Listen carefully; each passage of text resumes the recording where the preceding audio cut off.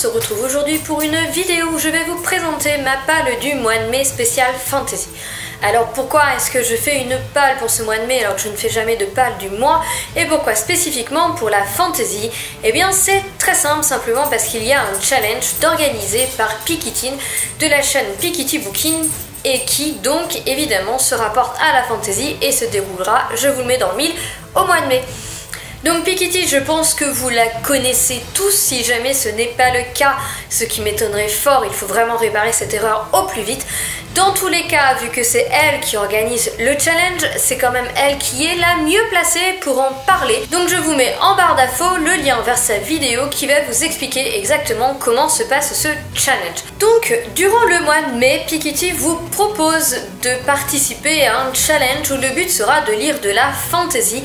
Elle a d'ailleurs pour se faire créer un groupe Facebook que vous allez retrouver aussi en lien de sa barre d'infos, que je vous remets aussi en lien de ma propre barre d'infos si vous voulez, mais honnêtement passer par sa vidéo ça vaut franchement le détour. Et donc en fait pour ce challenge elle propose 3 menus entre guillemets. Le premier elle l'a appelé menu grignoteur pour les petits lecteurs ou ceux qui simplement n'ont pas envie de trop lire de fantasy durant ce mois de mai. Et donc il vous faudra lire 3 livres dont au moins un adulte. Après, elle a fait un deuxième palier avec les modérés où il faut lire 5 livres dont au moins 2 adultes. Et ensuite, il y a les dévoreurs avec 7 livres dont au moins 3 adultes. Personnellement, j'ai décidé de participer en m'inscrivant au niveau des modérés. Donc je me mets au défi dans ce challenge de lire 5 livres de fantasy durant le mois de mai, dont 2 au moins seront des livres adultes. Mais parce que je suis quelqu'un de très contradictoire, c'est-à-dire que j'aime beaucoup les challenges mais que j'aime pas les contraintes, chercher un peu, eh bien j'ai décidé de ne pas m'imposer que 5 livres entre guillemets, mais plutôt de me faire une pile à lire de 10 livres et je pourrais piocher les 5 livres dedans, toujours en faisant attention à ce qu'il y ait au moins 2 livres adultes. Alors pour moi ce sera aussi une palle un petit peu particulière parce qu'en fait au mois de mai il faut savoir que je pars en voyage et que donc je ne sais pas du tout combien de livres je vais lire durant ce voyage parce que à part dans l'avion je pense pas lire beaucoup donc je sais pas du tout comment ça va se goupiller, c'est pour ça que j'ai pas voulu être trop gourmande et surtout du coup comme je pars en voyage je n'emmène pas de livres papier. Et c'est l'un des rares cas où je lis en e-book, en fait, j'aime pas, j'accroche pas trop l'e-book, sauf en voyage parce que sincèrement ça fait un gain de place et de poids énorme. J'ai donc été piochée dans ma pile à lire numérique afin de trouver tous ces romans de fantasy, ce qui n'a guère été compliqué puisque en fait j'en avais récupéré pas mal lors des opérations Milady Brajlon, donc évidemment pour retrouver de la fantasy c'est assez pratique. Alors il faut noter que la fantasy c'est un genre assez large, qu'il existe pas mal de sous-genres. Je vais essayer de vous renoter là en dessous des couvertures à peu près quel sous-genre, à peu près quel public et aussi le nombre de pages. Parce que bien souvent les gens quand on parle de fantasy, soit ils sont vraiment amateurs du genre, soit s'ils ne connaissent pas, voit toujours les gros pavés à la Tolkien.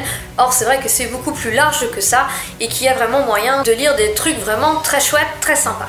J'ai donc essayé aussi de choisir des romans de fantasy avec des thèmes un petit peu variés, je vous remettrai les thèmes. Donc le premier tome que je tiens à vous présenter, il s'agit de The Paper Magician, le tome 1, il y a pour le moment 2 tomes en anglais, je ne sais pas combien la série en comportera, par Charlie Holmberg et paru aux éditions entre guillemets Amazon Crossing. Donc ce livre ne fait que 221 pages, donc il est quand même assez facile à lire et plutôt abordable même si on n'est pas vraiment amateur du genre pour essayer. Alors The Paper Magician, de quoi ça parle? Eh bien nous allons rencontrer ici le personnage de Seoni qui a 19 ans et qui vit dans un monde où en fait la magie existe et elle est liée aux matériaux. Pas de bol pour elle, Seoni va devoir être alliée à la magie du papier puisque ce n'est pas elle en fait qui choisit quel est son matériau et elle va donc aller devoir faire son apprentissage chez un mage. Son apprentissage chez un mage, c'est là, faut déjà la dire. Bref, en tout cas, Seoni va se rendre compte que la magie du papier, finalement, c'est pas si mal que ça. Malheureusement, sa nouvelle vie va se voir troublée par une magicienne qui utilise la magie noire et qui va donc attaquer son mentor, entre guillemets, et donc Seoni va tout faire pour aller le sauver. Alors voilà, je n'en sais pas plus, mis à part que nous avons affaire à de la magie qui est liée aux matériaux. Je trouvais ça quand même assez original. Ça m'a vraiment donné envie de découvrir ce livre de fantasy. Ensuite, j'ai choisi un autre tome, Le Lac à la licorne, par Mathias Lanuit, et qui est une auto-édition. Je pense en fait que celui que j'ai retrouvé, c'est l'intégrale des 3 tomes, tout simplement. Et il fait 500 et quelques pages. Donc Le Lac à la licorne, je n'en sais vraiment que très peu de choses, mis à part qu'on risque de rencontrer un lac et une licorne. Ouais. On va donc aussi rencontrer Zoltan, qui a priori est un magicien qui est chargé d'une mission et qui a priori sur son chemin va rencontrer à peu près tout sauf le but de sa mission. Voilà, je n'en sais pas plus, je pense et j'espère que ce sera sympathique. En tout cas, comme j'ai lu La fille aux licornes de Lenya Major il y a peu, j'avais vraiment envie de retrouver ces créatures dans une autre histoire. Alors en général, quand il y a des licornes, c'est plutôt abordable dès le young adulte, donc je pense que ce sera le cas ici. Je vous en dirai un petit peu plus, mais cela permet encore de changer totalement de thème avec des licornes, voilà, qui est encore une créature différente des magiciens et de ce que vous allez rencontrer dans les livres dont je vais vous parler après. Troisième livre de la sélection pour cette palle du mois de mai, Un palais d'épines et de roses par Sarah J. Maas, est paru aux éditions La Martinière Jeunesse Fiction. Alors en anglais, pour le moment, il y a 3 livres et je crois que seul le premier livre est pour le moment traduit, en espérant que La Martinière, cette fois-ci, accepte de nous traduire l'intégralité de la série, ce qui serait plutôt sympa que de ne pas répéter le même coup que pour Keleana. Ce premier tome fait donc 525 pages et nous avons clairement affaire ici à du young adulte et même avec une réécriture de conte. Donc Un palais d'épines et de roses a plutôt fait parler de lui, et en bon, il faut le dire. Il s'agit donc apparemment d'une réécriture du conte de La Belle et la Bête, où nous allons rencontrer Fer ou Fay, ou je ne sais pas trop comment on prononce son nom, qui en chassant dans les bois va tuer un loup, tout du moins ce qu'elle croyait être un loup et qui en fait était un fée. Afin d'expier de son crime, elle va être emmenée de force dans le royaume de ces fées et va devoir apprendre à connaître entre guillemets son geôlier, entre guillemets là encore, et on peut supposer qu'une histoire d'amour entre les deux va se former, et j'espère que la romance ne va pas trop prendre le pas sur la fantasy, sinon ça va vite me lasser, pour ne pas dire autre chose. Mais bon voilà, que voulez-vous, quand je vois toutes les chroniques qui ont été faites dessus, les notes positives et tout le bien qu'on dit de ce livre, je ne peux qu'avoir envie de me jeter sur cette lecture. Ensuite, direction les éditions Milady Brajlon, avec le premier tome d'une série de 3, Les Orques, écrit par Stan Nichols et donc paru dans un premier temps chez Brajlon, puis chez Milady. J'avais envie d'essayer cette série pour justement essayer un petit peu de changer de personnage, puisque nous allons rencontrer des orques et c'est plutôt rare de voir une série qui est écrite en fait en parlant des orques et pas simplement où les orques sont des personnages méchants de l'ouvrage, des personnages secondaires. Il s'agit ici du premier tome d'une trilogie et ce tome fait 340 pages. Il faut quand même le noter, les orques sont présents en fantasy, tout ce qu'il y a de plus classique, c'est clair, mais en général, ils ne sont que des bêtes sanguinaires assoiffées de sang et qui font toujours partie des méchants. Il n'y a pas vraiment d'auteur qui se soit amusé à se pencher sur leur cas et à nous les créer comme personnages principaux d'une série. Eh bien, Stan Nichols a réparé cette erreur puisqu'il a sorti sa série Les Orques. Parmi tant d'autres, il faut le dire, puisque Stan Nichols est un auteur de fantasy qui a sorti quand même pas mal de romans, et donc eh bien ce livre m'a interpellé vraiment sincèrement. Et pour vous en parler, je crois qu'il n'y a vraiment rien de mieux que de vous lire la 4e de couverture, qui pour le coup est vraiment bien faite et m'a sincèrement donné envie. Regardez-moi, regardez l'orque. Je lis dans vos yeux de la peur et de la haine. Vous me considérez comme un monstre, un prédateur des ténèbres, un démon dont vous parlez pour effrayer vos enfants. Une créature à traquer et à abattre comme une bête. Mais le moment est venu de prêter l'oreille à la bête, et de savoir qu'elle vit aussi en vous. Vous me craignez, mais je mérite votre respect. Ma race d'Ancia était notre royaume, celui des nains, des elfes et des autres races aînées, longtemps avant que votre espèce ne vienne la saccager. Longtemps avant que vous ne dévoriez notre magie et ne violez l'âme de notre monde. Écoutez mon histoire, regardez couler mon sang et remerciez les dieux. Remerciez-les, que ce soit moi et pas vous qui maniez l'épée. Remerciez les orques nés pour se battre et destinés à ramener la paix. Alors voilà, je trouve que la 4e de couverture est vraiment super bien faite, elle est vraiment accrocheuse, j'espère que toute l'histoire va être pareille. En tout cas, j'ai vraiment hâte donc de me plonger dans ce nouveau récit de fantasy. J'ai ensuite intégré dans la palle du mois de mai La Reine du Tirling, le tome 1 par Erika Johansen, est paru aux éditions J.C. Lattès.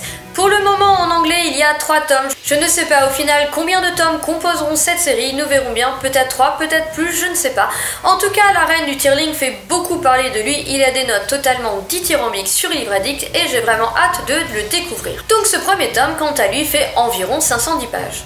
La reine du Tearling donc va nous raconter l'histoire de Kelsey Raleigh qui va être élevée, je crois, à l'écart après la mort de sa mère qui est reine du royaume et qui donc va grandir un petit peu en ignorant tout ce qui se passe dans son royaume. Lorsqu'à 19 ans, elle va être escortée afin de pouvoir reprendre son trône, Kelsey va se rendre compte de toutes les atrocités que son peuple subit et donc a priori va avoir beaucoup d'audace et va essayer de changer les choses. Je n'en sais pas plus, je sais simplement que ce livre apparemment est totalement génial. En tout cas, nous sommes dans une fantasy où le personnage principal est une fille et ce n'est pas si fréquent que ça. Après, j'ai choisi dans ma sélection l'intégrale du Roi Squelette par Serge Brussolo et encore une fois paru aux éditions Brajlon. Cette intégrale comporte 378 pages et je ne sais d'ailleurs pas si un jour elle a été parue autrement qu'en intégrale. Nous sommes donc dans un monde où le dit roi squelette a endormi les dieux et usurpé le trône grâce à ses démons. Depuis, évidemment, lui et ses chers démons font régner la terreur dans tout le royaume. Shagan, un esclave sans jambes, ainsi que Junia, une géante au passé mystérieux, vont se retrouver avec sur le dos une mission confiée par les dieux et qui s'annonce pour le moins périlleuse. Le but de cette mission est clair, destituer le roi squelette de son trône et remettre en fait sur le trône le roi légitime. Alors encore une fois, j'ai essayé de changer un petit peu de genre avec un roi squelette, des démons et 2 personnages principaux qui sont une géante et un esclave. Je ne connais pas ce titre, je ne sais pas ce que les gens pensent, je n'en ai pas réellement entendu parler, même si Serge Brussolo est quand même un auteur connu dans le genre, et donc j'ai hâte de pouvoir découvrir ce livre et de voir ce qu'il y a derrière. Toujours aux éditions Brajlon, c'est Simon R. Green qui va intégrer cette pile à lire du mois de mai avec le premier tome de sa série Darkwood qui en comporte 5 et qui s'appelle La nuit de la lune bleue. Donc ce premier tome chez Brajlon comporte 425 pages et a l'air vraiment bourré d'humour. Dans ce monde, nous sommes plongés dans un royaume qui jusque-là avait vécu des années et des années et des années de paix, mais cette paix va finir quand des démons vont venir semer la terreur sur les terres du roi John. On va a priori ici rencontrer Rupert, le fils du roi John, qui va donc être envoyé dans une sorte de mission pour, je pense, essayer de prouver sa valeur. Bref, il va devoir, comme il se doit dans toute belle histoire, sauver une princesse. Sauf que, a priori, le cher Rupert va revenir avec la princesse, certes, mais aussi avec le dragon qui était censé la dévorer. Alors je ne sais pas exactement de quoi ça parle, mais visiblement il y a beaucoup d'humour dans ce livre. J'ai donc hâte de pouvoir le lire, de pouvoir lire une saga de fantasy où nous avons affaire à des héros peu communs et surtout à des héros empreints de beaucoup d'humour. Pour vous prouver, je vous lis la dernière phrase, la phrase d'accroche de cette 4e de couverture qui, moi, m'a beaucoup interpellée et m'a plutôt fait sourire. Un fils cadet, un dragon fatigué, une licorne susceptible et une princesse avec un méchant crochet du gauche, voilà la troupe de héros improbables qui devra faire face au prince démon durant la nuit de la lune bleue. Donc voilà, j'en sais pas beaucoup plus, visiblement le fils du roi va s'allier avec le dragon, la princesse et encore d'autres personnages pour essayer justement de se battre contre les démons, et puis c'est parti pour avoir peut-être pas mal d'action et d'humour, donc ça me tentait bien et je vous en dirai plus si jamais je le sors durant ce mois de mai. Continuons avec les éditions Brajlon Milady avec encore une fois un livre qui a fait beaucoup parler de lui puisqu'il s'agit de L'héritage des rois passeurs par Manon Fargueton et qui est donc un one-shot si je ne me trompe pas. Ce tome comporte 473 pages et met en scène 2 héroïnes, ce qui n'est pas si courant que ça en fantasy finalement. Alors de quoi ça parle ? Eh bien, l'héritage du roi passeur, nous allons rencontrer l'héritière d'une lignée royale ainsi qu'une princesse rebelle qui vont se retrouver dans un même royaume au même moment et apparemment cela va déclencher pas mal d'événements en chaîne. Je n'en sais pas plus, je sais juste qu'il a énormément de bons avis, que c'est du Manon Fargueton et que ça doit être vraiment bien. Ensuite, comme on ne change pas une équipe qui gagne, nous allons rester donc chez Milady Brajlon avec le premier tome des Chroniques du Nécromancien, écrit par Gail Martin, et dont cette série comporte 4 tomes et qui est donc terminée. Ce premier tome donc s'appelle L'Invocateur et comporte pas moins de 615 pages. Donc dans ce premier tome des Chroniques du Nécromancien, nous allons rencontrer le prince Martris Drake. Salut. dont la vie va être brusquement plongée dans le chaos le jour où son frère va assassiner son père, le roi. Contraint de fuir, le prince Martris n'aura de cesse que de venger son père et de rétablir son honneur. Mais tout ne semble pas bien parti puisque en fait les vivants vont se liguer contre lui. C'est alors que Martris va découvrir qu'il pourrait trouver des alliés pour le moins improbables, les morts. En effet, Martris va se rendre compte qu'il est plutôt l'héritier d'un don étrange et effrayant et que, a priori, il serait nécromancien. Alors pourquoi pas, lorsque les vivants ne veulent pas de vous, aller chercher vos alliés parmi les morts. J'ai trouvé que cette série avait elle aussi un pitch plutôt intéressant et c'était sympa d'avoir des nécromanciens et qui changeait un petit peu de l'urban fantasy puisque j'ai l'habitude d'Alex Craft ou d'Anita Blake, que là nous sommes dans de la pure fantasy. J'ai donc vraiment hâte de voir ce que ce livre a dans le ventre et je pense que ça va être vraiment sympa. Et enfin, j'ai décidé de tenter du Brandon Sanderson, mais comme en général cet auteur a tendance à nous sortir des gros pavés, j'ai essayé de chercher un livre de lui qui n'était pas si épais afin de pouvoir découvrir sa plume tout en douceur. Et c'est chose faite avec L'âme de l'empereur, paru aux éditions Le Livre de Poche, et qui ne comporte que 195 pages. En plus, un petit peu d'originalité, puisque je pense que nous allons nous placer dans une fantasy qui aura plutôt lieu dans un monde oriental. En tout cas, ce livre semble court et je pense que c'est un one-shot là aussi, et donc du coup je trouve ça très bien pour découvrir la plume de cet auteur de fantasy qui, ma foi, est fort connu. En plus, L'âme de l'empereur a beau être court, il a lui aussi des chroniques dithyrambiques en fait, comme tous les Brandon Sanderson que j'ai pu voir passer. Je suis donc très curieuse de pouvoir découvrir ce livre. Alors, L'âme de l'empereur, comme je vous le disais, visiblement ça se passe dans un monde situé plutôt en Orient. Nous allons y rencontrer la jeune Shai qui va être arrêtée puisque c'est une voleuse, sauf qu'au lieu d'être arrêtée, eh bien en fait on va passer un marché avec elle. Un marché et pas des moindres puisque ce marché concerne l'empereur. En effet, l'empereur, après une tentative d'assassinat, visiblement est resté dans le coma et a priori il aurait besoin d'une nouvelle âme. Et ce qui tombe bien, c'est que Shai, en tant que forgeuse, aurait les capacités de pouvoir redonner à cet empereur une nouvelle âme, ou tout du moins de changer les événements qui ont en fait amené à cette situation pour le moins dramatique pour le royaume. Donc voilà, je n'en sais pas beaucoup plus, mis à part que, comme je vous l'ai dit, nous avons un monde qui se situe donc dans l'Orient et que nous avons quelque chose comme une forgeuse d'âme ou je ne sais trop quoi. Alors encore une fois, c'est une fantasy qui me paraît assez originale avec un thème qui peut changer et donc j'ai vraiment hâte de découvrir ce tome et de découvrir surtout la plume de Brandon Sanderson. Enfin, parce que sincèrement depuis le temps que j'en entends parler, il faut vraiment que je le découvre. Alors voilà les amis, j'en ai fini, je viens de vous présenter 10 livres que je vais rentrer dans ma palle du mois de mai, sachant que je me suis inscrite dans les modérés une fois encore et que j'estimerai mon challenge rempli si j'arrive à lire 5 livres dont 2 adultes. En tout cas, je pense que tout va bien se passer, j'ai hâte que ce challenge commence. En plus, Pikiti est quelqu'un qui est vraiment super sympathique à suivre, qui a fait des vidéos assez géniales et donc je pense que ça va être que du bonheur. Donc le groupe Facebook est déjà ouvert, encore une fois vous avez toutes les infos dans la barre d'infos justement. Donc je vous invite à regarder sa vidéo, à nous rejoindre sur le groupe Facebook et à vous faire plaisir. Sur ce les amis, je vous souhaite à tous une très belle journée, de très bonnes lectures et je vous dis à bientôt, ciao bye.